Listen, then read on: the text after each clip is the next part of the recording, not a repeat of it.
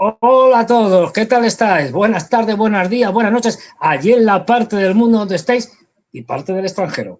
Bien, hoy quería empezar, como no, con una nota cómica, perdón, no sé en qué estaba pensando, es que no, quería hablando sobre la Unión Europea, porque como todos sabéis, el problema, vamos, el mundo, no sé lo que digo, el mundo es un remanso de paz, aunque no lo parezca.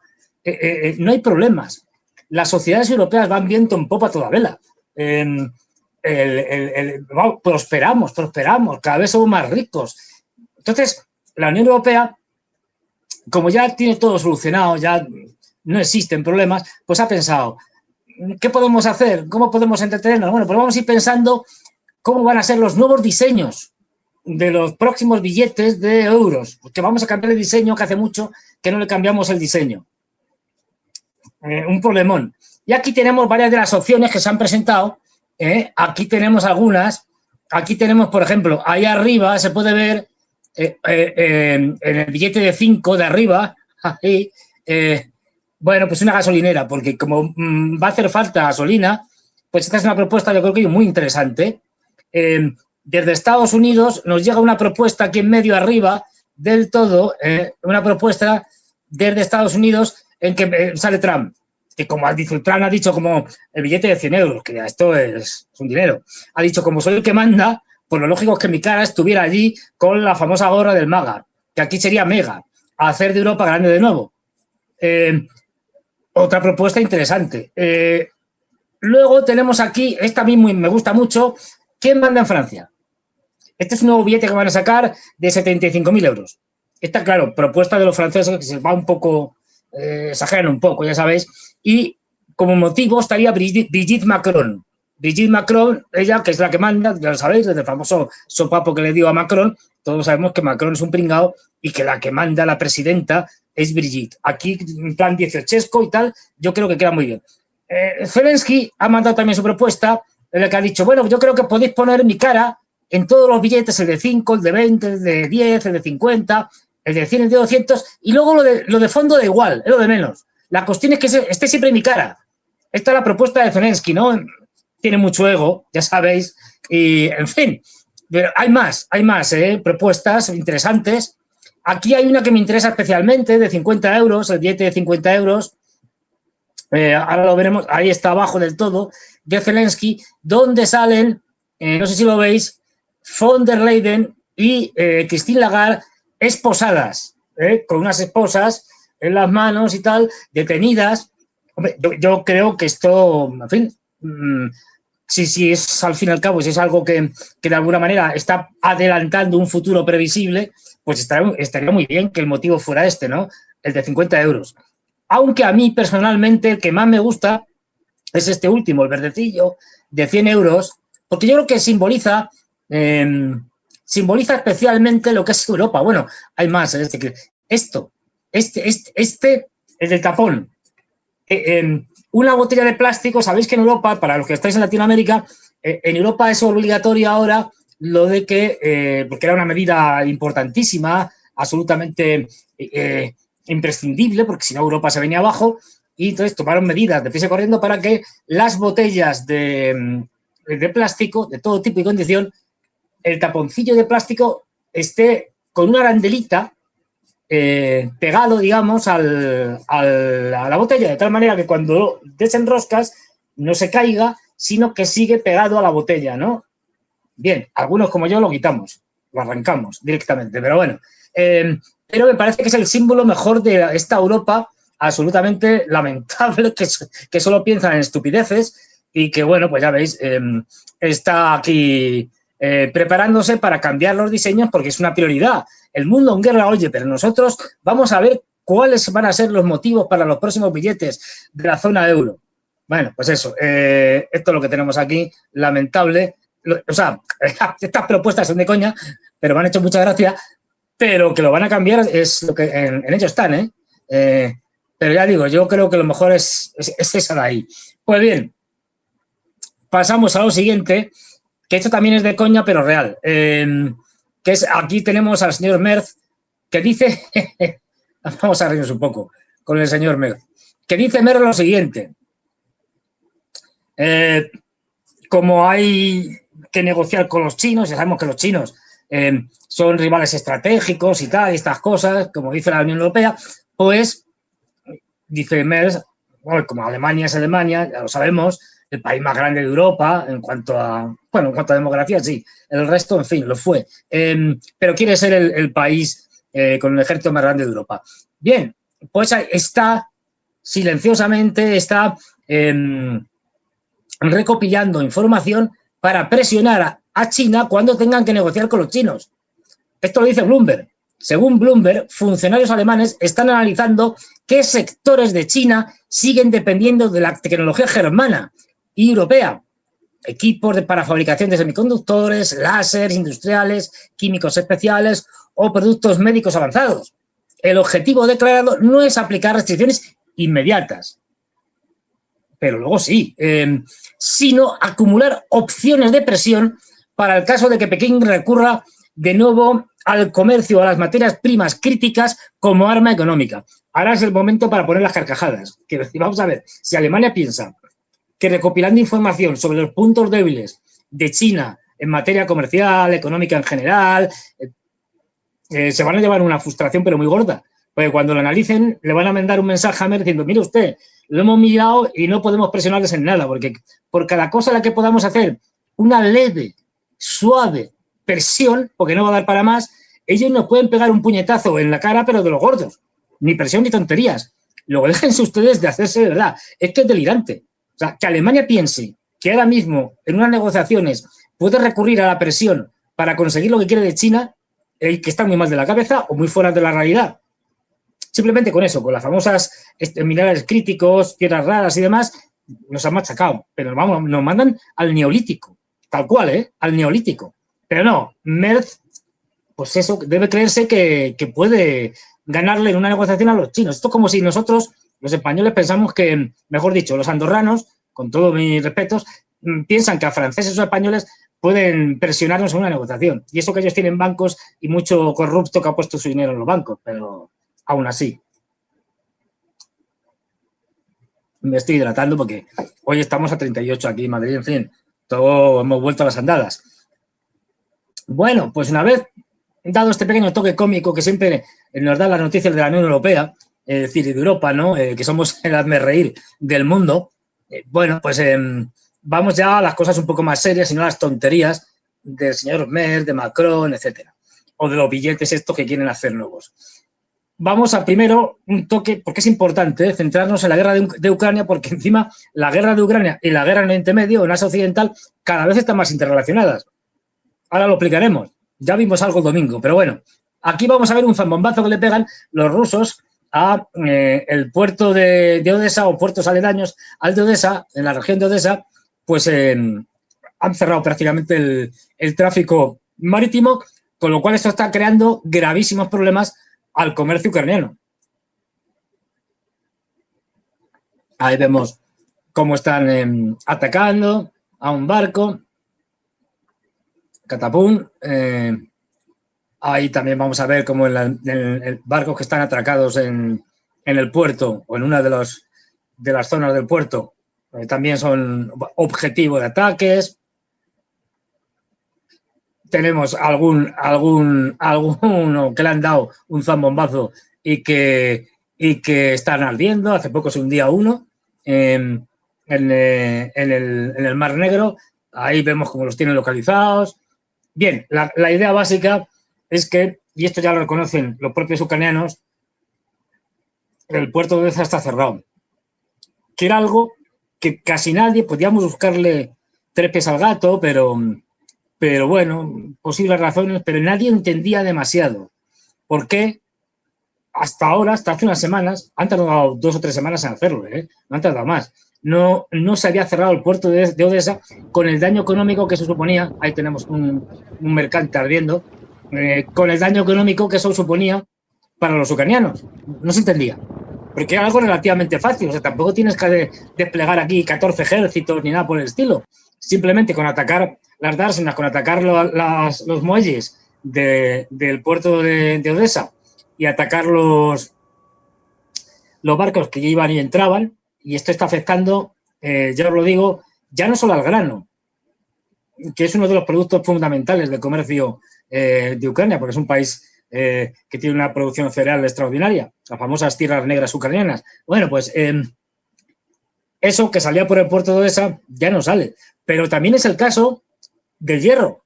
Buena parte, Ucrania tiene hierro, sobre todo en la misma región de Odesa, la misma provincia o región, bueno, pues tampoco sale. Otro daño gordo para los ucranianos. Y al mismo tiempo no están entrando armamento. Es decir, un montón de armamento que entraba a través de barcos hacia los puertos de Odesa, pues ya no entra. Esto, pues ya veis, se ha hecho en 2-3 semanas, lo han cerrado y ahora mismo prácticamente ya no hay comercio y esto, ya digo, le supone un dolor de estómago a Zelensky, pero de los gordos, porque es una materia económica clave. Y además, sobre todo, es que las armas ya no entran en barcos a chorros por el puerto de Odesa. No se entendía. Nadie lo entiende porque hasta ahora, hasta que no han empezado a bombardear los ucranianos los puertos en el mar de Azov o han empezado a hacer otro tipo de barbaridades, pues a los rusos no les ha dado por hacer esto cuando pudieron haberlo hecho desde el primer día. Yo entiendo que en 2022, vale, no, porque bueno, pasaron muchas cosas, no se centraban, tenían problemas, bueno, 2023 si quieres, bueno, vale, pero que en 2024, no digamos ya en 2025, no se haya cerrado, no se entiende. Esto es básicamente porque no han querido, es decir, porque a Putin no le ha dado la gana. De hecho, digamos que ahora ha abierto un poquito la mano en esto y en otras cosas y bueno, pues están viendo los resultados, pero son autolimitaciones impuestas. Esto no supone grandes problemas para Rusia hacerlo y además, como está operando en territorio bélico, es decir, en territorio ucraniano, pues no afecta, si no se trata de atacar a los europeos en Europa ni nada por el estilo. Bueno, pues ya se han decidido y esperemos que tenga continuidad, es decir, porque es que es una manera de quebrar mucho más rápidamente a los ucranianos. Mientras tanto, vamos a ver un vídeo muy interesante desde Kharkov de un señor que nos va a contar unas cosas también muy interesantes. No quiero hacer spoilers, aunque lo vais a ver ya. Este señor, ahí lo veis. Всі на сьогоднішній день заправочні станції, які знаходяться на трасі Харків-Київ від Харкова до Полтави, повністю знищені. І у місті Валки, в селищі Валки, і у місті Чутове, і далі по дорозі до Полтави. Тому всі, хто буде... Bueno, pues aquí lo ha visto. Esto es este señor es ucraniano y está reconociendo que desde Kharkov, en la parte ya más cercana a la frontera ruso-ucraniana, internacionalmente reconocida, hasta Poltava, que está más hacia el interior, ya no queda ni una sola gasolinera. Es otra de las cosas que han estado haciendo los rusos con Ucrania. Según algunas fuentes OCHI, es decir, fuentes abiertas, solo en la parte oriental al este del Dnieper, al menos, es decir, que se han podido documentar con geolocalización, al menos han destruido ya 160 gasolineras. Eso es una barbaridad. Con lo cual, esto está afectando a la logística, como señala aquí este señor. No, mire usted, que si no entre Poltava y Kharkov no hay gasolina, o viene usted con bidones, o los camiones vienen con bidones, o si no, no van a tener donde repostar. Y aquí estamos viendo, pues, bueno, lo que nos estaba contando este hombre. Y quiero volver otra vez, que lo tocamos deprisa y corriendo ahí, porque era la noticia del día, ¿no? El discurso de Putin ante la Armada, ¿no? Porque era el día de las Fuerzas Armadas, vamos, de las Fuerzas Armadas, es decir, de la Armada, de las Fuerzas Navales, ¿no? Y hubo una parte central de la que estuvimos hablando ahí, Ezequiel y yo, pero quiero detenerme de nuevo de lo que dijo Putin, porque ahora veremos aún más la reflexión. Сохранить без всякого сомнения. Вот смотрите, что происходит в соседней стране. Они все там передрались, переругались, как пауки в банке. Делят деньги, которые украли у украинского народа, либо крадут у своих западных спонсоров. Делят и друг друга изживают сосвету. бегут за границу, прячутся, опять возвращаются и так далее. Вот. Ну какое же там единство? Кроме всего прочего, там есть на западной части Украины подарок Иосифа Виссарионовича Сталина после войны в Украине. Что? Разве Сталин Украине подарил эти земли? Но подарил как в рамках единого государства. Видимо, ему в голову не приходилось, что может сложиться такая ситуация, как сегодня. Кстати говоря, уверен, рано или поздно Украина утратит эти западные земли. И то, что Польша принадлежала, Венгрия принадлежала, Румыния принадлежала, рано или поздно, не завтра, может быть, не послезавтра, год, 2, 10, 15, но все исторически встанет на свои места. Был только один гарант территориальной целостности Украины. Это Россия. Но они сочли нужным, возможным и благом для себя объявить Россию своим врагом, а русских объявить на Украине не титульной нацией, что вообще чушь, бред собачий. Но они это сделали, они же приняли решение официальное, что русские на Украине – это не титульная нация. Здрасте, приехали. А что это тогда? Так, ну, бог с ними.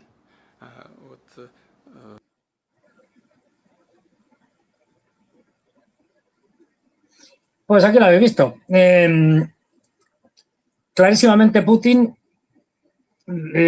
parece que ya lo tiene diseñado, lo tiene pergeñado o lo tiene pensado. Es decir, Putin no suele decir cosas, digamos así, a lo Trump, arbitrariamente y tal. Incluso cuando habla de manera relativamente coloquial, no está en un discurso, piensa mucho lo que dice y si lo dice es que lo deja caer por algo.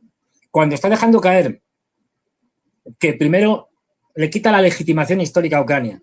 Bueno, la parte occidental de Ucrania, eso es un regalo de Stalin, pero Stalin pensaba que esto iba a seguir siempre unido dentro de la Unión Soviética, con lo cual, una vez que estos ya no están unidos, no tiene por qué seguir siendo parte de Ucrania. Por eso luego añade, después de la reflexión histórica, añade, ¡pum!, la falta de legitimidad. Bueno, como ya no es parte de lo que cayó dentro de la Unión Soviética en su momento, pues esto tendrá que volver a sus, digamos, poseedores naturales, sí que se puede hablar en estos términos en temas de historia, de geopolítica, que son Polonia, Rumanía y Hungría. Con eso está quitando toda la parte occidental, lo que hablábamos el domingo. Es decir, no olvidemos que la parte de Volinia, la parte de Galicia, específicamente, la parte de Galicia pertenecía al Imperio Austrohúngaro. Es decir, el nacionalismo ucraniano tiene su origen en el Imperio Austrohúngaro y en la parte austríaca, porque podría haber puesto un mapa, pero bueno, dentro del Imperio Austrohúngaro, como su nombre indica, había una parte austríaca y una parte húngara del imperio. La parte húngara es más o menos Hungría y alrededores, la actual Hungría alrededores, Croacia, Eslovaquia, parte de Rumanía, lo que es Transilvania, etcétera. Ahí lo tenemos. Pero Galicia, la parte esa de Ucrania, que está justo encima de Eslovaquia, para que os hagáis una idea, más o menos, esa parte, ahí lo está señalando Santiago, esa parte pertenecía al Imperio Austrohúngaro cuando Polonia no existía. Es decir, Lwów, Lumber, no sé cómo se pronuncia bien, ahí lo está señalando. Eso pertenecía a la parte austríaca. Luego la influencia del nacionalismo en origen ucraniano es una influencia alemana o austríaca, que para el caso es lo mismo, es decir, del nacionalismo austríaco, etcétera. Nacionalismo en última instancia germánico. Y por lo tanto le está diciendo, no, pero miren ustedes, aquí tenemos Polonia, esta zona perteneció, donde vemos el circulito este de color marrón, perteneció más o menos a la Polonia de entreguerras, pues que se lo queden los polacos. Transcarpatia pertenecía, bueno, tiene una minoría húngara, por lo tanto que se vaya con Hungría, y por aquí en torno a Moldavia y Rumanía hay una zona también, ahí lo vemos, hay una zona por ahí también de rumanos, pues esto que se lo queden los rumanos. Si veis estos tres círculos hacen que ya toda la parte occidental de Ucrania pase a manos de otros territorios. Aparte son regalos envenenados, porque en el caso de los polacos, ucranianos y polacos se llevan a matar, se llevan fatal. Y lo único que les ha unido hasta ahora, y cada vez menos, es su odio a los rusos. Es lo único que les une. El resto, para nada. De hecho, el actual presidente está todo el día dando cera con el tema de las matanzas de los banderistas en Bolinia, en Galicia, etcétera, ¿no? En la época de la Segunda Guerra Mundial. Lo siguiente que dice Putin es esto, que se lo queden. Lo otro, ellos no han querido reconocer una Ucrania constitutiva con un elemento ruso o rusófono, por lo tanto, nos lo quedaremos nosotros, porque el garante de la unidad de Ucrania real era Rusia. En el momento que os habéis enfrentado con nosotros, se acabó Ucrania. Tal cual. Es decir, que ya podemos ir a hacernos a la idea, por eso él no da fechas, es decir, cuando dice, no, esto solo quedarán los polacos, los húngaros y los rumanos. Bueno, quizás no inmediatamente, ni en un año, en 2, o en 5, o en 15, quién sabe. Bueno, esto es una manera de decirlo, pero ya directamente está diciendo, nos está contando que Ucrania va a desaparecer del mapa. Tal cual, puede a lo mejor que quede en torno a Kiev, dependerá ya de muchos avatares, un microestado que no va a ningún lado, es decir, pues una cosa testimonial, turística, y poco más. Es decir, que todo apunta a que están obligando a Rusia a una cosa que Putin no quería hacer al principio, que es liquidar a Ucrania como Estado independiente en la práctica. Ya digo, puede quedar una cuestión residual, pero que va a ser un Estado tapón que no va a tener ningún tipo de funcionalidad. Ya sabemos, ya estamos seguros de que no solo el bloqueo a Odessa se está haciendo para machacar a la economía ucraniana, sino que Odessa va a formar parte de Rusia sí o sí. Esto ya lo había dejado caer en otros momentos. Pues bien, en estas estábamos cuando con todos estos líos en Rusia, bueno, hay que decir que los rusos siguen machacando las infraestructuras ucranianas. Zelensky cada vez está más nervioso. Hoy estaba, por cierto, se había ido a Washington, allí de pies y corriendo, a hablar con Trump, a ver qué le he contado. Porque necesita con urgencia respiración asistida, porque las cosas, a pesar de lo que nos cuentan los impresentables de los medios de comunicación occidentales y de la Unión Europea y tal, las cosas están muy mal y cada vez peor. Es verdad que con los drones, como hemos hablado muchas veces, sí que han conseguido, puesto que Europa se ha puesto a producir drones, ¿no? Se han enterado de que esto ya al final se había convertido en una guerra de drones y que no tenía mucho sentido hacer cosas increíblemente caras e increíblemente inútiles como los Leopard. Han dicho, bueno, vamos a hacer drones. Entonces sí, efectivamente, están atacando con drones, pero eso, y tienen más capacidad de ataque, sobre todo en profundidad con drones, pero eso no les está garantizando que vayan a ir a revertir, ni mucho menos la guerra, a dar una vuelta de la tortilla a la guerra o revertir lo que está pasando, sino simplemente lo que les da es una capacidad de golpear más en la profundidad rusa. Pero sigue golpeando más Rusia sobre Ucrania en su parte profunda que al revés. Y en el campo de batalla los rusos siguen ganando. Quiero decir, esto lo único que podemos debatir es al final de esta guerra el daño que va a sufrir Rusia. Si va a ser mayor, si va a ser menor. Pero no el tema de quién va a perder y quién va a ganar. Es decir, va a ganar Rusia y va a perder Ucrania. Esto hay que clarísimo más a los europeos y a los norteamericanos. Sacrificar a Ucrania por sus intereses es una cosa para la que no tienen ningún problema y lo están haciendo y lo van a seguir haciendo, como diría Boris Johnson, hasta el último ucraniano. Pues bien, hablando de Ucrania, mira tú por dónde, ¿os acordáis? Que alguna vez he comentado los líos en África diciendo esto es una guerra mundial y una prueba de la guerra mundial es que los ucranianos están en muchos sitios. Ahí los tenemos. Están en muchos sitios, a los ucranianos me refiero.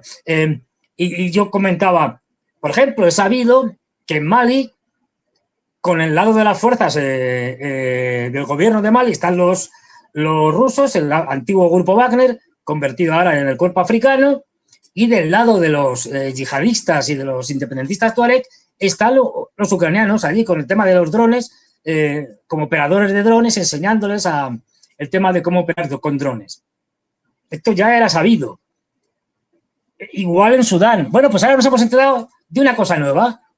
mirar aquí lo que nos cuentan, la noticia, una de las noticias de hoy, las autoridades de Irak informaron de la detección en el país de un grupo de sabotadores que trabajaban para Ucrania y cuántos fueron entrenados y preparados por los ucranianos. Y en concreto, el asesor de seguridad nacional de Irak acusa a la inteligencia ucraniana de operar las células en el país y ejecutar ataques de falsa bandera. Atentos, subrayemos esto, ataques de falsa bandera. Qasim al-Aboudi afirmó que agentes de la inteligencia ucraniana, este es el asesor, llevan a cabo operaciones en territorio iraquí y las atribuyen falsamente a distintas facciones armadas locales, fundamentalmente las que más operan, que son las chiitas. Las células de inteligencia ucranianas ejecutan ataques en Irak y lo imputan falsamente a diversas facciones, declaró al-Aboudi, añadiendo que las autoridades iraquíes han detenido a varios individuos que confesaron la participación de esas células en ataques contra instalaciones soberanas del Estado iraquí. Pues bien, vamos al lío. Se han sucedido una serie de acontecimientos. Bueno, primero voy a contar una cosa. Fijaros que hablábamos el otro día de una cuestión, y es que por primera vez al pirado de Zelensky, pues aquí está muy mal de la cabeza, se le había ocurrido atacar un buque iraní. De hecho, lo hundieron, si mal no recuerdo.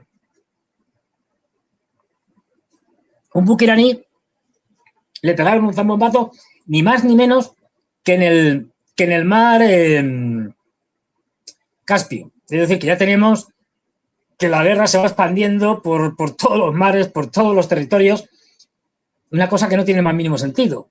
Publicitar, pero bueno, claro, a los iraníes no les ha hecho ninguna gracia y le han dicho que van a responder cuando se tercie, pero que van a responder y que esto es una provocación absolutamente innecesaria y absolutamente ilegítima y que por lo tanto pues responderán a esa agresión. Ya Putin les ha dicho, los rusos les han dicho, oye, que si queréis utilizar el territorio ruso para machacar a estos y lanzarles por ahí un misilazo, lo podéis hacer sin ningún problema.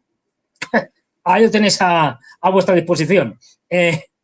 Y al mismo tiempo han salido el ministro de Exteriores Agachi tal, ya ha dicho que es algo inaceptable y que se van a enterar. Bueno, pues en esas estábamos. Luego Zelensky, los ucranianos hoy han tenido que recular un poco diciendo, bueno, no, es que, a ver, las cosas están mal y tal, pero esto se puede arreglar. Por aquí tengo un poco la declaración más o menos que han hecho estos bellacos. Y dice, pues, estoy mirando por aquí.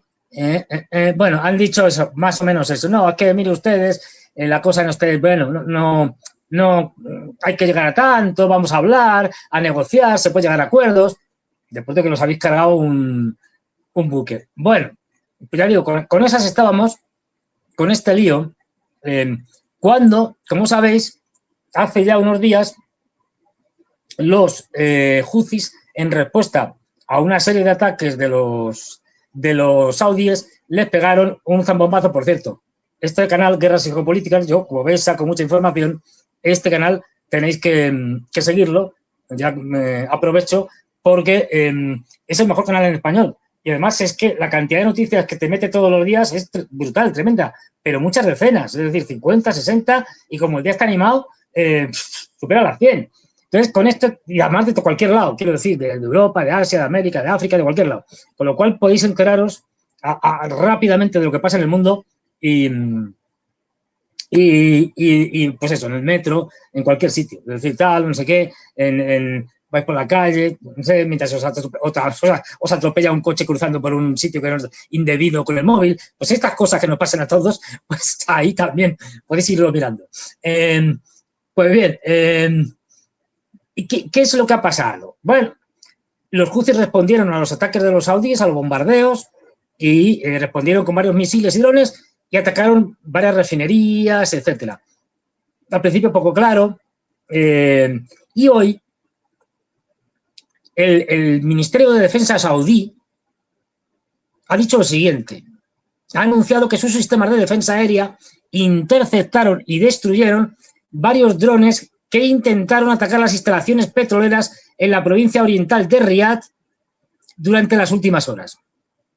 Según el portavoz del Ministerio de Defensa, los drones fueron lanzados desde territorio iraquí por milicias respaldadas por Irán, y añadió que Arabia Saudita se reserva el derecho a responder en el momento y el lugar que considera oportuno.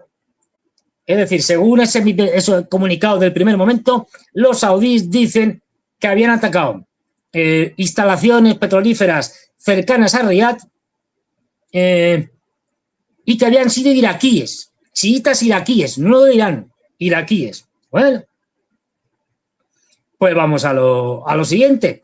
Entonces van saliendo noticias y sale lo siguiente. Informes indican que la refinería de Abqaiq, a ver si lo digo bien, Abqaiq, es que tiene una Q al final, da igual, la pongo como una K. Abqaiq, o algo así, es que, joder, de la empresa Aramco, que es la gran multinacional controlada por el Estado saudí, que lleva todo el tema del petróleo y del gas, fue atacada.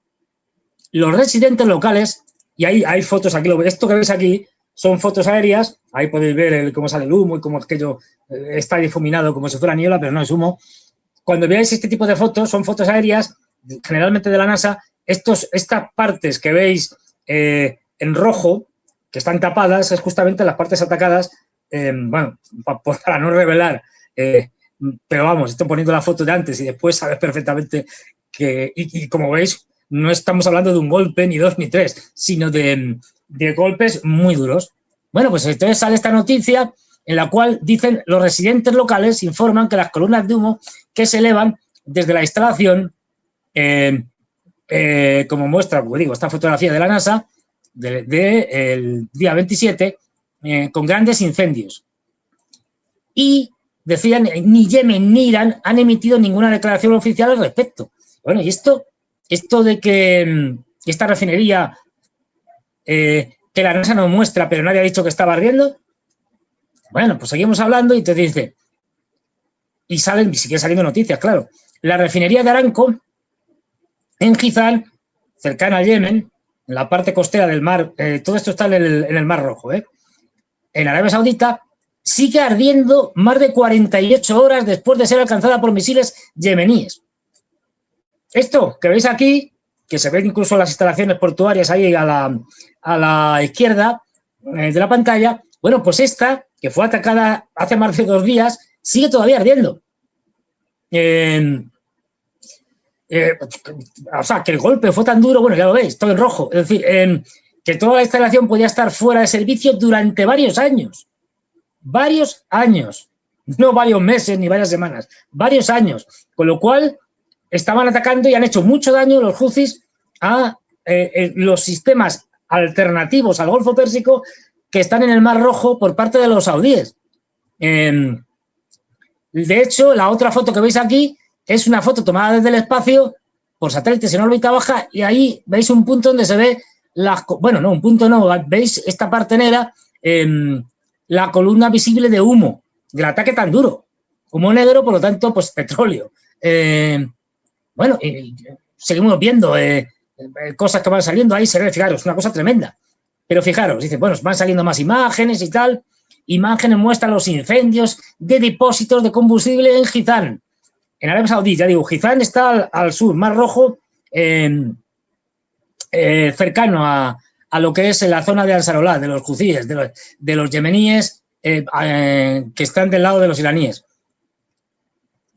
Y señala, dice, este no es el complejo refinador atacado hace 48 horas por los huthis. Por lo tanto, es probable que se trate de otra ubicación diferente que fue objetivo y que hasta ahora no lo sabíamos. Y Arabia Saudita ha impuesto censura sobre el incidente. Ah, esto que vemos aquí, pues esta es otra.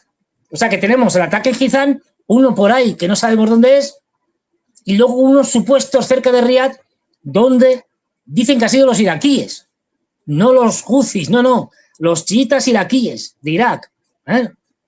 Y aquí, como señalamos, siguen saliendo imágenes, información imágenes satelitales publicadas hoy confirman el impacto en los tanques de almacenamiento de Aramco en Jizán.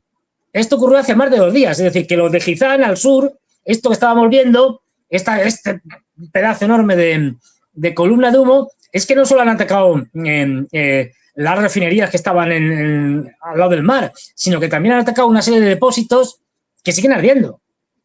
Porque esto debe ser, pues imaginaros. Están, como digo, más adentro. Es decir, que atacaron la refinería que hemos visto y además unos depósitos más en el interior de la refinería de Aramco a una distancia, ya digo, mucho mayor en el interior. Este impacto habría intentado ser censurado por los saudíes, pero no ha habido al final salido. Y bueno, ahí lo señala perfectamente Santiago. Dice, el incendio, por lo tanto, no solo se limita a la refinería de Abqaiq, que yo la pronuncio fatal, sino que también la estación de bombeo este-oeste, esta que estamos viendo, de Arabia Saudí. Dice, el Ministerio de Defensa de Arabia Saudita había anunciado que derribaron drones provenientes de Irak, los cuales intentaron atacar instalaciones petroleras, aunque en las imágenes satelitales muestran que no pudieron derribar todos los drones. Luego, lo que suele ser habitual, que nuestras defensas han derribado todos los drones o misiles del enemigo, esto también lo vemos en Ucrania, al 100%, obviamente es mentira, porque otras cosas suele ser muy difícil o casi imposible. Luego tenemos que 2 instalaciones relacionadas que han sido atacadas, petroleras en el Mar Rojo o cercanas al Mar Rojo. Y luego ya viene aquí una explosión, macroexplosión. Esto veáis el lío este que aquí he montado. Dice, la empresa saudí Aramco anunció que un oleoducto en la zona de Abqaiq, esta que he dicho, entre la zona de Abqaiq y Riad, fue dañado como resultado de un ataque por parte de fuerzas yemeníes. Se va aclarando la cosa, ahora lo explicamos. Mirad, hombre, un ataque, esto no es un petardo que han puesto ahí unos chavales y la cosa está ardiendo. No, esto fue un golpazo tremendo. Luego que empezamos a poder reconstruir los hechos. Aquí los niños que están diciendo, joder, la que se ha liado. Pero lo están diciendo en árabe. Comunicado, en este caso, de la resistencia islámica de Irak, es decir, de los iraquíes, los chiitas iraquíes, a quienes les acusaba inicialmente los saudíes de haber atacado la refinería esta cercana a Riad, la que acabamos de ver, cercana a Riad. Y dice la resistencia islámica de Irak que niega ser responsable del ataque a la refinería de Abqaiq en Arabia Saudí, la que está cerca de Riad. Afirman que el ataque fue llevado a cabo en realidad por Yemen y que Arabia Saudita es demasiado cobarde para responder a las fuerzas armadas yemeníes, por lo que culpa del ataque a los iraquíes, que sería una cosa más llevadera. Bueno, pues esto ya como que nos da más igual. Además, anuncian que cualquier ataque contra Irak será respondido con firmeza y expresan su apoyo a Yemen y a su pueblo contra el injusto bloqueo, etcétera, etcétera. O sea, que se van aclarando las cosas. Bien, entonces, ¿qué es lo que tenemos? Vamos a ver qué es lo que tenemos. Porque luego pasa lo que pasa. Es decir, atacaron en Jizán, que es la región que está justo encima de Yemen, en el Mar Rojo. Ahí destruyeron, como hemos visto, unas instalaciones petrolíferas cercanas, bueno, pegadas al mar, y al mismo tiempo unos depósitos más en el interior.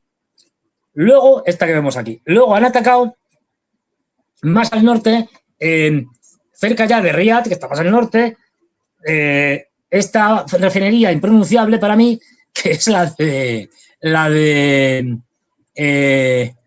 a ver, que la tengo aquí, la de, lo diré, Abqaiq, que me cuesta, la de Abqaiq está relativamente cerca de Riad, que en principio los saudíes habían dicho que habían sido los iraquíes chiitas, pero los iraquíes chiitas dicen, no, oiga, ¿qué me cuenta usted? Nosotros no hemos sido, han sido los yemeníes, nuestros aliados.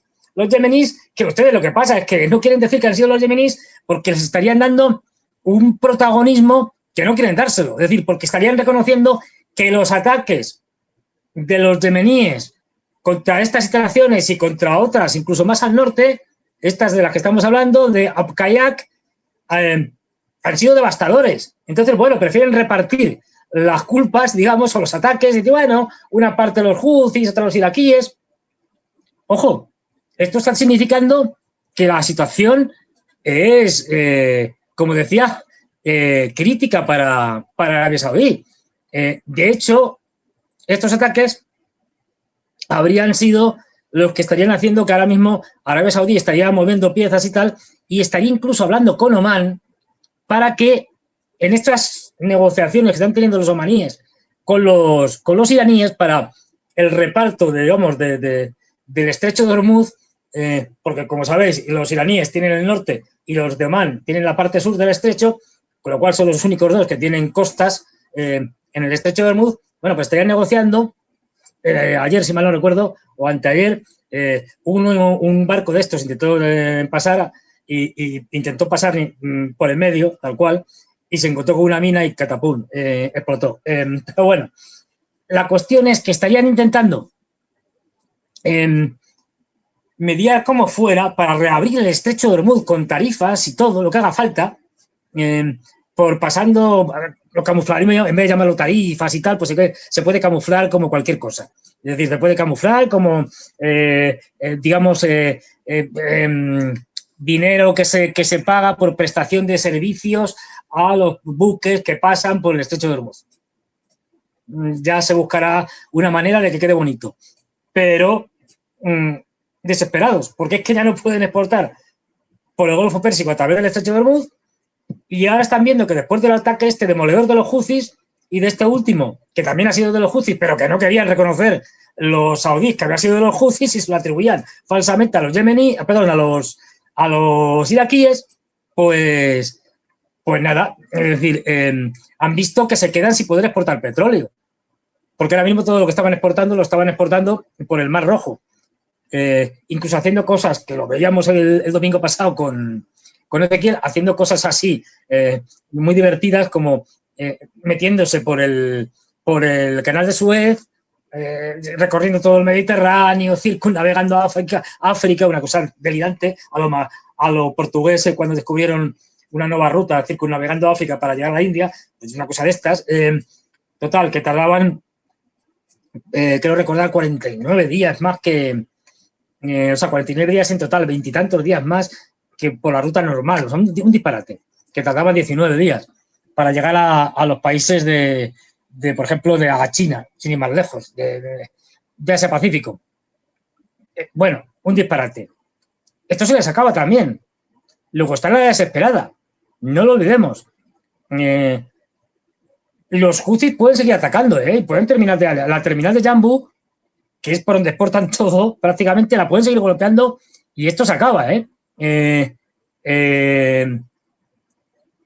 Bueno, ya veis, la cosa está muy mal. Para daros unos datos, esta refinería en Jizan procesaba, aquí lo tengo el dato, 25 de julio, o sea, fue la que fue hace unos días. Bueno, pues estoy mirando aquí un momento.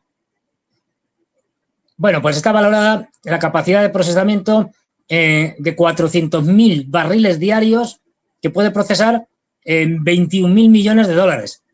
Bueno, es que estaba viendo a ver si daban unos datos más precisos, pero es decir, que es un problema grave y eso que todavía les puede hacer más daño.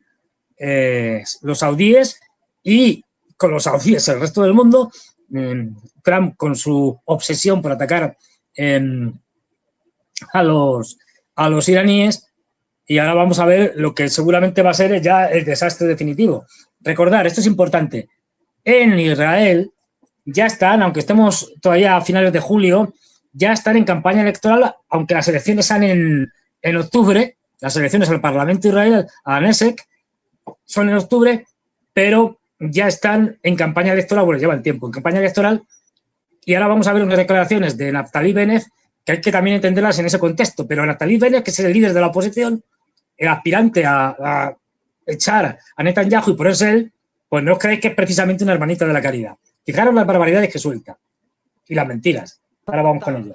אני רוצה גם להגיד לך עוד משהו. קטר, מפעל הסתה.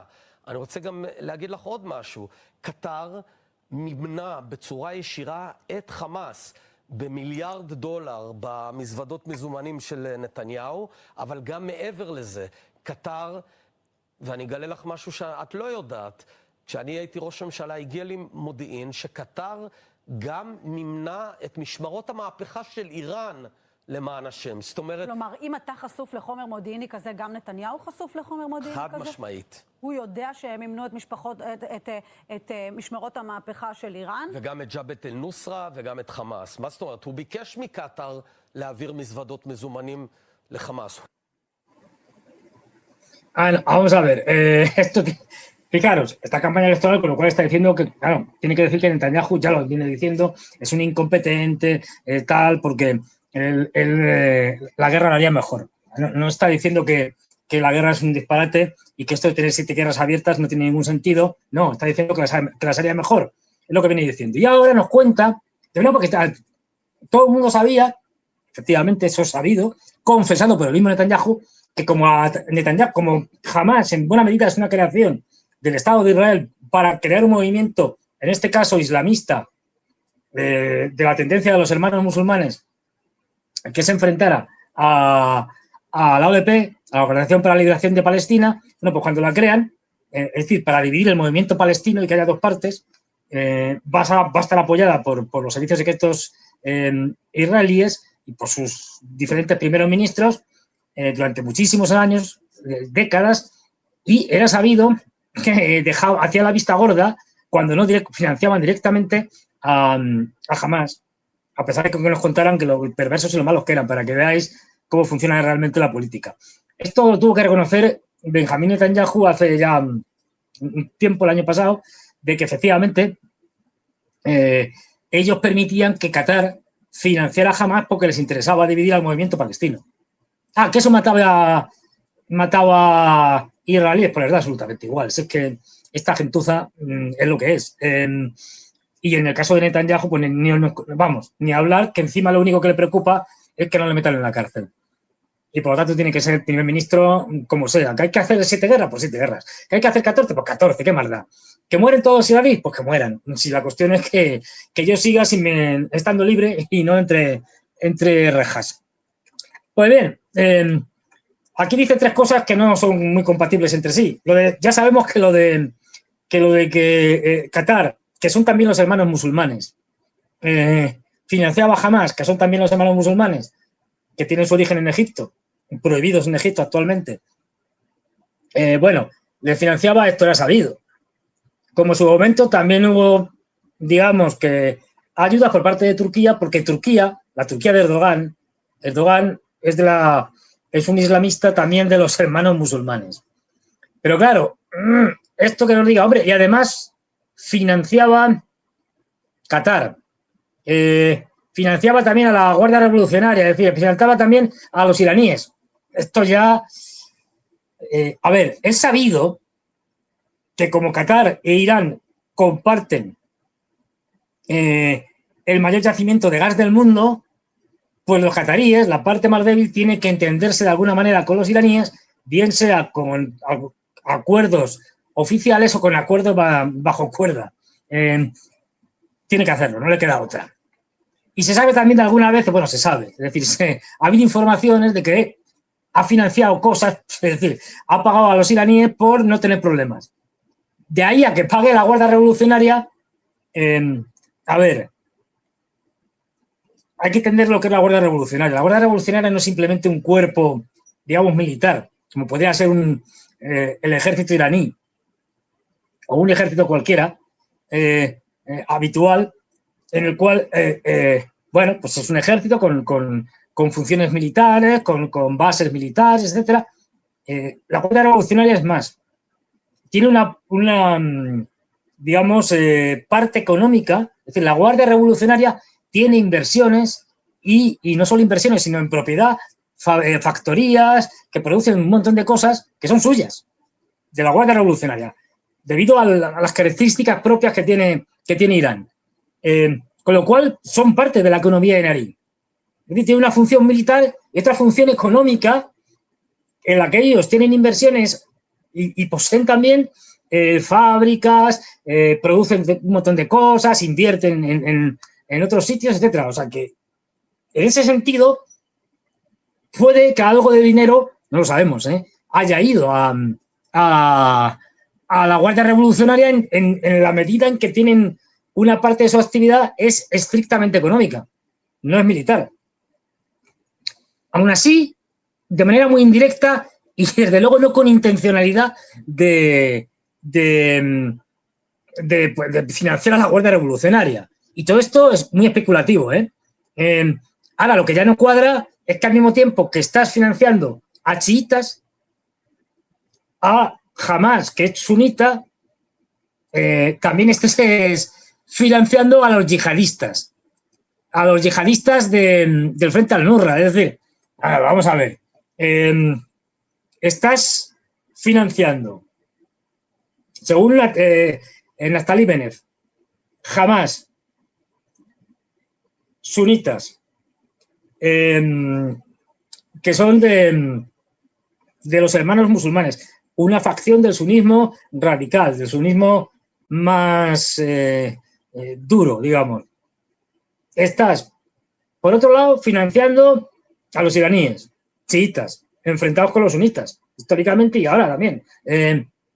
Y por otro lado, estás financiando a otro sector durísimo, de los en este caso yihadistas, como el Frente al-Nusra.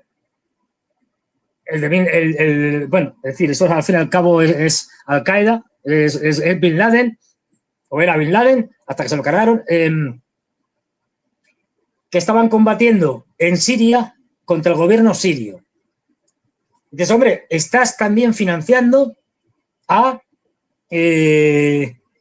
sunitas que están enfrentados no ya solo a los chiitas en Irán, que esto es lógico, sino a los hermanos musulmanes. Yo lo explico. Los yihadistas son sunitas, pero de corte salafista o wahabita. Es decir, los yihadistas del Frente al-Nusra estaban financiados por los saudíes. Es verdad que aquí ha habido muchas componendas, pero, hombre, contarme la película es difícil de creer. Contarme la película de que está financiando a sunitas, tanto de los hermanos musulmanes como wahabitas, es decir, tanto de los que apoyan Qatar y Turquía y que están enfrentados a los saudíes, como los que apoyan o apoyaban Emiratos y Arabia Saudí, que son de un corte distinto, de una secta, digamos, distinta, me parece complicado y difícil. Puedes hacer maniobras y todo ello junto con la Guardia Revolucionaria iraní no me cuadra bien. En cualquier caso, supongamos que esto es cierto. La revelación es tremenda. Si es cierto, está contando que los gobiernos del Estado de Israel estaban financiando a los enemigos del Estado de Israel. Pero no a uno, a varios. Es sabido que, por ejemplo, en el caso de los yihadistas del Estado Islámico, que no se enfrenta al Nusra, es decir, del ISIS, etcétera, Israel a sus heridos los curaba en sus hospitales. Esto está documentado. Pero, hombre, ya, es decir, si estás reconociendo que tú estás detrás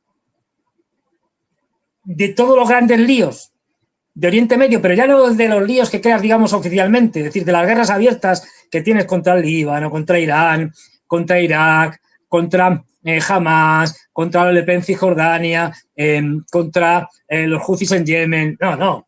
Ya estás reconociendo que estás manipulando, y no solo tú, sino Netanyahu, porque este fue primer ministro. Dice, no, pero usted cuando fue primer ministro, dice, sí, no, claro que lo sabía yo, y se lo voy a contar.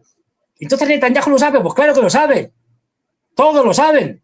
Es decir, todos los primeros ministros, porque la inteligencia se lo tiene que decir, que están detrás del yihadismo. Esto lo acaba de reconocer oficialmente un ex primer ministro que aspira a ser primer ministro nuevamente dentro de poco. El yihadismo este que estigmatizamos en Occidente, del frente al Nusra en Siria y tal, estaba financiado por Israel. Esto se podía suponer, pero esto es una confirmación por la vía dura. Al mismo tiempo, estás apoyando a otro de los enemigos declarados de Israel, como es Irán, financiando la Guardia Revolucionaria. Y al mismo tiempo, estás, por un lado, luchando contra Hamas, pero a escondidas les estás apoyando, no sea que le vayas a derrotar y te has quedado sin justificación para poder hacer las barbaridades que estás haciendo en Gaza y en general contra los palestinos.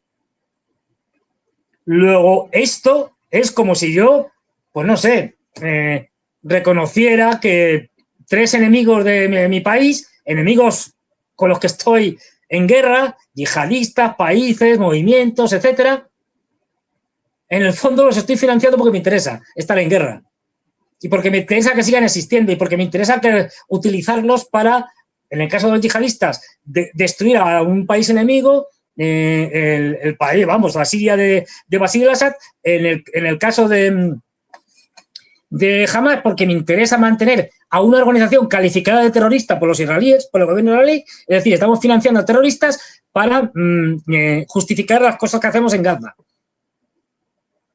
Entonces, es una cosa de libro, atentos. Y además, mire usted, los iraníes que son malísimos y quieren destruir el Estado de Israel, bueno, pero nosotros les echamos una mano porque nos conviene que Irán siga siendo el malo de la película, no vaya a tener una crisis económica y se vayan a hundir, y que los malvadísimos iraníes al final, pues bueno, nos sirven de justificación para empezar guerras diciendo que detrás están los iraníes, el eje de la resistencia, etcétera, etcétera. Tremendas revelaciones, tremendas.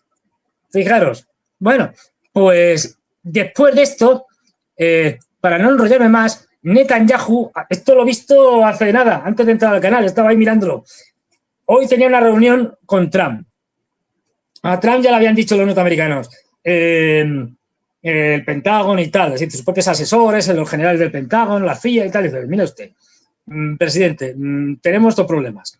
Un problema es que no tenemos munición. No tenemos munición ni de misiles interceptores ni misiles de ataque. Luego lo podemos seguir así, pues se la van a acabar. Y si se nos acaban, pues no, hasta aquí hemos llegado.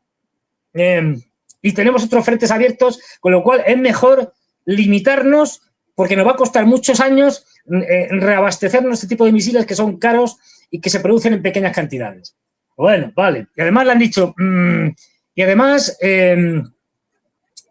tenemos un problema, tenemos otro problema, y es que, pues mire usted, es que no hay manera de abrir el estrecho de Hormuz a base de bombardeos aéreos. Que por mucho que bombardeemos, pues ya los objetivos realmente importantes que podemos atacar se nos han acabado. Es decir, que las campañas aéreas son limitadas y que ganar una guerra con una campaña aérea, pues no es posible. No, las campañas aéreas se hacen como apoyo, importantísimo, pero como apoyo a unas fuerzas terrestres que intervienen en una parte del país o en todo el país. Y han dicho, por tanto, no tiene sentido seguir bombardeando. Bien, entonces Netanyahu ha ido corriendo y dice, ¡oh! ¿Qué es esto? No puede ser. Netanyahu pasa más tiempo en Estados Unidos, en Washington, que en su casa allí en Israel. Pero bueno, ha ido corriendo y acaba de salir hace nada de una reunión. ¿Y qué nos cuenta Netanyahu? Sale muy contento. Dice lo siguiente Netanyahu. Aquí lo vemos hablando en hebreo, pero bueno, como no entendemos nada, os cuento, yo os leo lo que ha dicho, que lo tengo aquí. El primer ministro Netanyahu ha dicho lo siguiente. Acabo de tener una excelente reunión con el presidente Trump. Cuando digo excelente, no es solo una formalidad. Fue una conversación con plena colaboración, con apoyo mutuo y con una comprensión del objetivo común de asegurar que Irán no tenga armas nucleares, así como otros objetivos. Una de las mejores conversaciones que he tenido con el presidente de los Estados Unidos, nuestro amigo Donald Trump. Todo su equipo de alto nivel estuvo presente, al igual que el nuestro equipo. Y aquí también hubo una oportunidad para intercambiar ideas y para coordinar asuntos importantes para la seguridad y el futuro del Estado de Israel. Esta campaña electoral, es decir, va a decir que en principio que todo es estupendo. Vamos a ver luego cómo responden. Trump se lo estaba pensando. Como decía, sabemos que sus propios militares y tal estaban diciendo que no haga caso a Netanyahu. Que la otra vez que le hizo caso, otra visita relámpago del señor Netanyahu a Washington, donde le convenció de que empezara la guerra, pues miren el lío que le ha metido. Ahora Netanyahu parece ser que lo que quiere es que les deje participar en la guerra, porque él tiene que vender su guerra en las próximas elecciones contra Irán, y que además se lancen ataques nuevamente contra los sitios del programa nuclear civil. Esto ya sabemos que no, o sea, que pueden hacer ataques, pero que no va a ningún lado. Que la capacidad de penetración en los lugares importantes donde está el programa nuclear iraní, como en donde está la producción y fabricación también de misiles, pues están a profundidades tan grandes que no se pueden destruir. Puede, como mucho, destruir momentáneamente las entradas, que son muy fáciles de rehacer. Lo cual, pues, es algo muy temporal. Esto tendrían que tomarlo por asalto, tal cual, ¿eh? Claro, tomar por asalto algo que, por ejemplo, unas instalaciones que están cerca al lado de Natanz, lo que eran las instalaciones de Natanz, que está, pues, casi en medio de Irán, pasado los Montes Zagros, pues esto es una operación rocambolesca. Es decir, si no pueden con operaciones menores, llevar allí miles de soldados, en fin. Pero todo apunta a que hoy Netanyahu le ha soltado algo a Trump, veremos por dónde sale. Seguro que ya estará publicando cosas, no he tenido tiempo de verlas, cosas en la red social True y tal, pero todo apunta a que se va a reactivar aún más, si cabe. Después de esta pausa del fin de semana, se van a reactivar los ataques, pero no sabemos en qué formato. Porque ya lo han dicho, le digo, los militares norteamericanos ya lo han dicho, que seguir haciendo ataques aéreos no tiene ningún sentido. Gastar munición para nada. En fin, no sé cómo voy de tiempo. Si me he pasado 5 pueblos, ahora me lo dice Santiago. Mientras tanto, voy diciendo varias cosas. Es decir, una, que fijaros cómo está el patio y nos espera un agosto, pero luego ya un septiembre y un octubre y un noviembre tremendos, con 3 elecciones parlamentarias rusas, parlamentarias israelíes y las elecciones parlamentarias también de medio término en Estados Unidos, en el Congreso.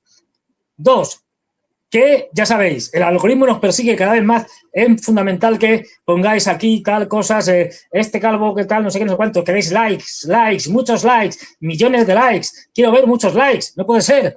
Y luego, al mismo tiempo, compartir, ya sabéis, compartir con amigos, pero sobre todo con enemigos que les da mucha rabia y tal. Dicen, ¿qué dice este tío? ¿Qué dice este tío? Tal, me está compartiendo a este chiflado y tal, que va en contra de mis ideas. Entonces se enfadan y empiezan a poner cosas, a escribir cosas, y esto cuenta. O sea, aunque sea para ponernos verdes, también cuenta, ¿eh?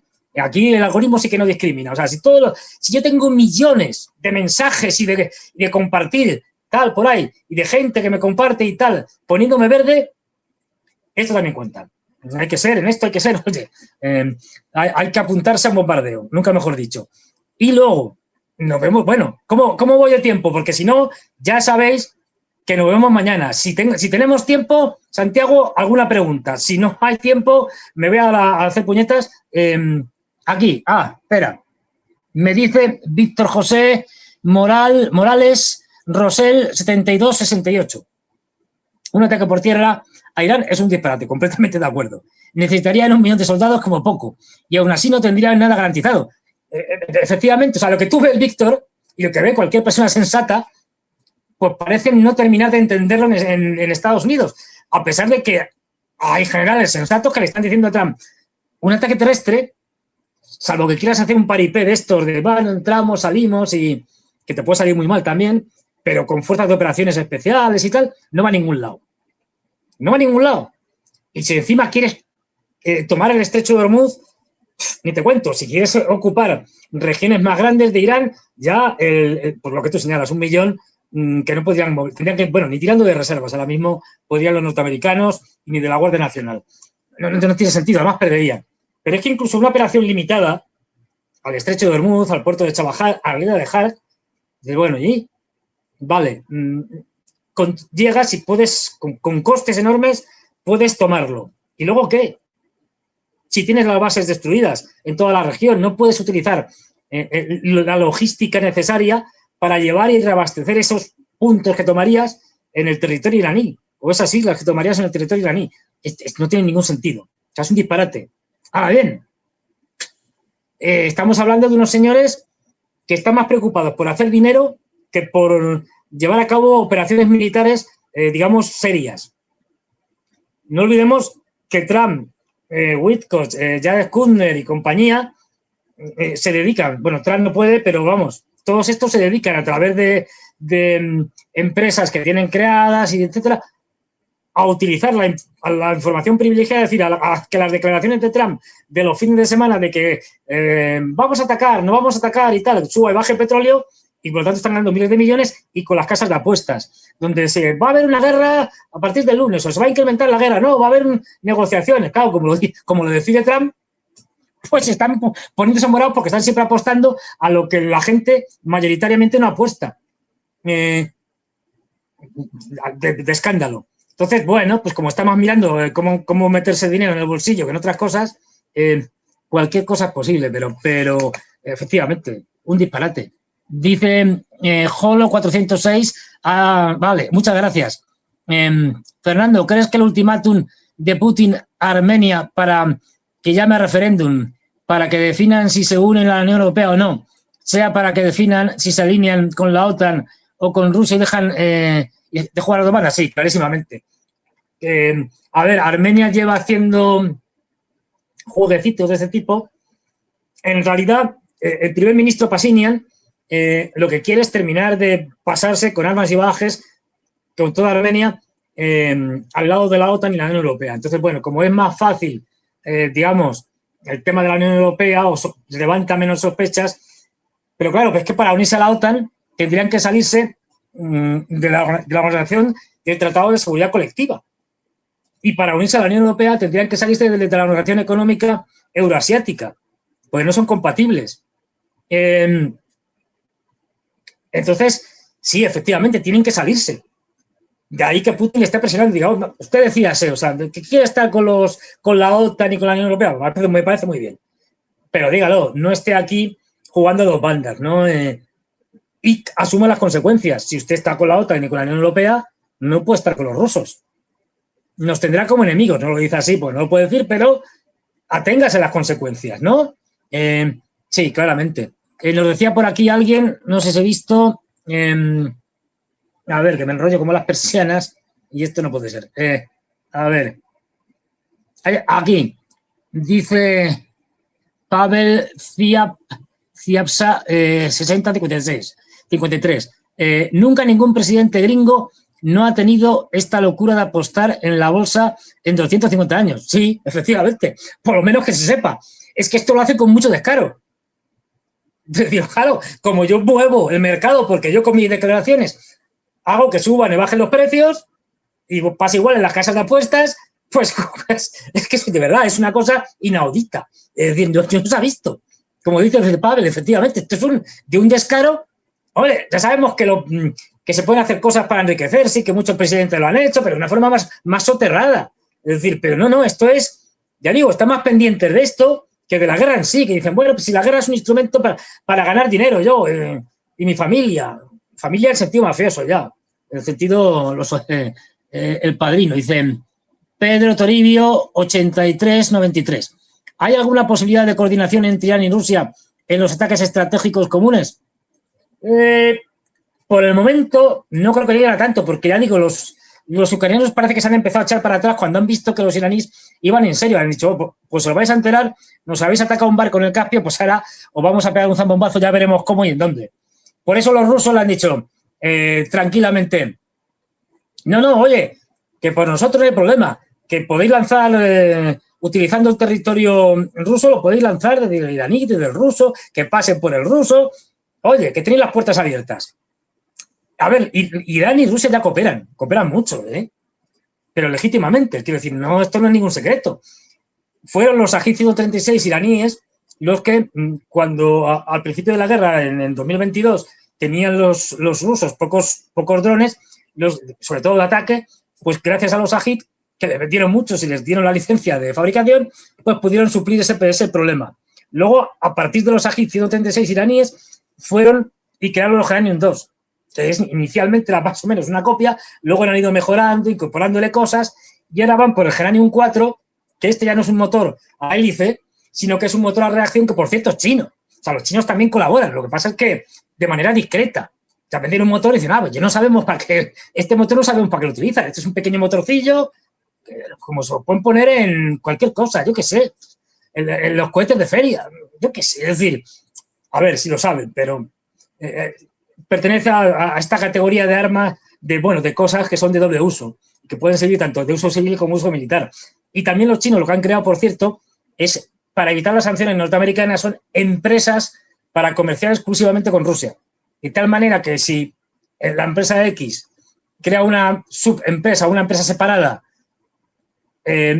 única y exclusivamente para comerciar con Rusia, pues bueno, pues que sancionen esa empresa les da igual. Porque dicen, bueno, si es que esta empresa solo comercia con Rusia, las sanciones secundarias de que si tú comercias con los rusos o con los iraníes no te vamos a dejar comerciar con el resto del mundo, pues les da igual si solo comercian con ellos. Hay trucos y los iraníes además son expertos, pues llevan muchos años con las sanciones encima. Sí, colaboran. ¿Podrían unirse los dos frentes? Podrían en el futuro. Dependerá mucho de lo que hagan unos y otros. Dice José Sales, inglés. Don Fernando, hombre, no me... Bueno, sí, Don por lo mafioso, sí, porque el padrino me encanta. Don Vito Corleone. Un día os hago una imitación de Corleone que no me sale mal, de Don Vito. ¿Cree usted que pasaría si China y Rusia cierran completamente el grifo de, respectivamente, tierras raras, uranio a USA? ¿Por qué cree que no lo han hecho hace tiempo? Pues fíjate, lo han medio hecho. En el caso de uranio, ya sabéis que los rusos son... no son los principales productores mundiales de uranio, pero están entre los 10 primeros. Pero sobre todo ellos tienen una capacidad que es de la que tienen el cuasimonopolio, que es el procesamiento, el enriquecimiento de uranio, su procesamiento y dejar el paquete listo para que lo utilicen las centrales nucleares. Por eso, una de las actividades comerciales que tiene Rusia importantes en el campo este de las centrales nucleares, aparte de la fabricación en otros países de centrales nucleares, etcétera, es la venta del material procesado, enriquecido, del uranio enriquecido, para que las centrales nucleares, ¡pum!, lo utilicen como combustible. Esto Estados Unidos lo utiliza, es decir, se lo compra. Y por eso cuando ha habido sanciones, Estados Unidos ha dicho, bueno, no, esto que no entre, porque si entra, se quedan sin uranio.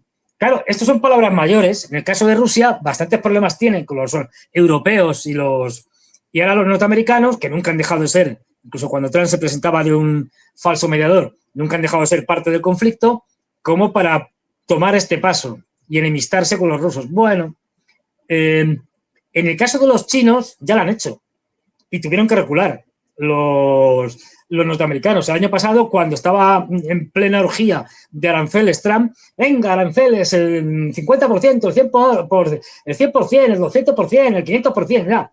Entonces llegaba un momento que cuando se los estaban imponiendo a los chinos, dijeron, mire usted, no deje usted de poner aranceles, nosotros vamos a dejar de poner aranceles recíprocos, es decir, si usted pone el 200%, no lo vamos a poner el 200%, no tiene el más mínimo sentido, esto es inviable. A partir de ahí, le vamos a cascar lo siguiente, y es que buena parte de las tierras raras que usted necesita para casi todo, no se las vendemos. 2 días tardaron los norteamericanos en decir, no. Ya sí hemos mandado a Scott Bessent y tal para que hable, a los secretarios del Tesoro, y no hay problema. Es todo, lo de los aranceles lo quitamos, y ustedes sigan vendiéndonos tierras raras. Sí, ahí tiene una arma poderosísima. Estados Unidos está intentando hacerse con todas las tierras raras del mundo que no están en manos chinas o que dependen de China, indirectamente lo lleva crudo, pero está pactando con todo el mundo, con australianos, con cualquiera que tenga un poquito de tierras raras, aunque sean 4 gramos. ¿Por qué? Porque sabe que contra eso no puede luchar.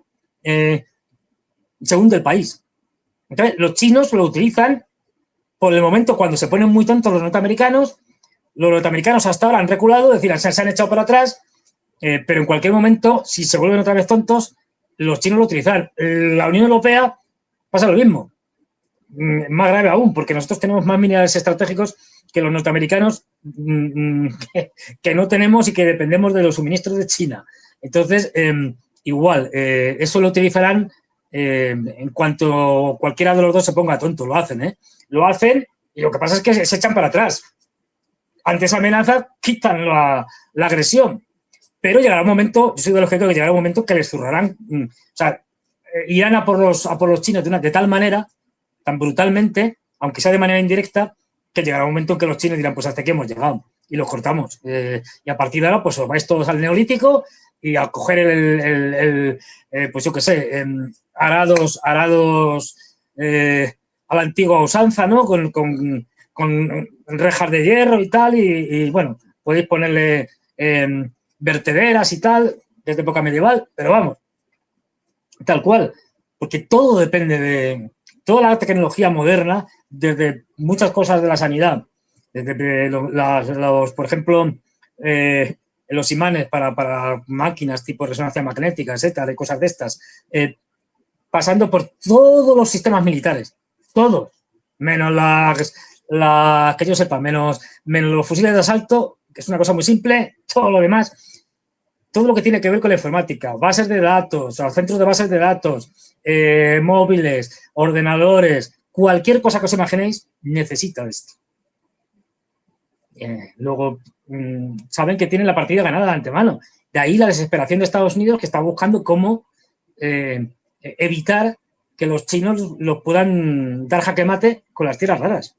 Bueno, espero... A ver, Santiago, que me enrollo como las persianas. ¿Cómo vamos? Santiago dice que es el que manda, que ya nos tenemos que ir. Bueno, nos vemos mañana, con Ezequiel. O sea, si es que seguimos ya, mañana con Ezequiel. Venga, hasta luego, chao.